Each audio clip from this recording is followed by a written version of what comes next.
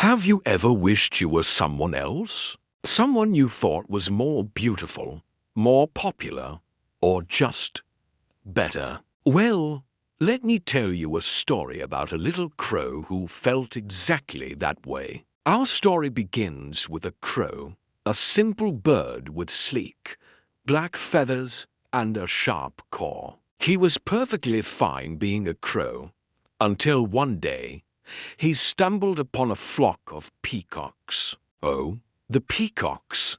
They were magnificent.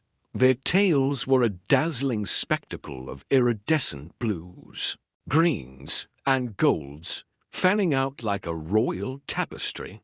When they strutted, it was like a parade of living jewels. The crow was utterly mesmerized. He looked at his own plain black feathers and felt a pang of dissatisfaction. Why couldn't he be that beautiful? He watched the peacocks day after day, admiring their elegance and the attention they received. He became convinced that if he could just look like a peacock, he would finally be happy and admired by everyone. So, he came up with a plan. He started collecting the fallen feathers that the peacocks shed. It wasn't easy. He had to sneak around, carefully gathering each precious feather without being noticed.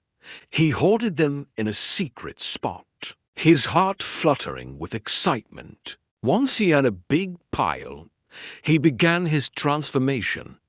He painstakingly tried to stick the peacock feathers all over his body, tucking them under his own black feathers. It was a clumsy, difficult process, but the image of himself as a glorious peacock kept him going.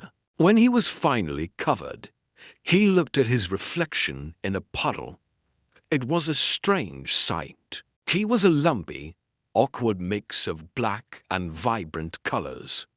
But in his own eyes, he was beautiful. He felt ready to join his new, glamorous family. With his head held high, he strutted over to the flock of peacocks. He tried to fan his new tail and let out what he hoped was an elegant cry. The peacocks stopped and stared.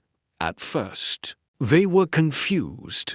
Who was this bizarre-looking bird?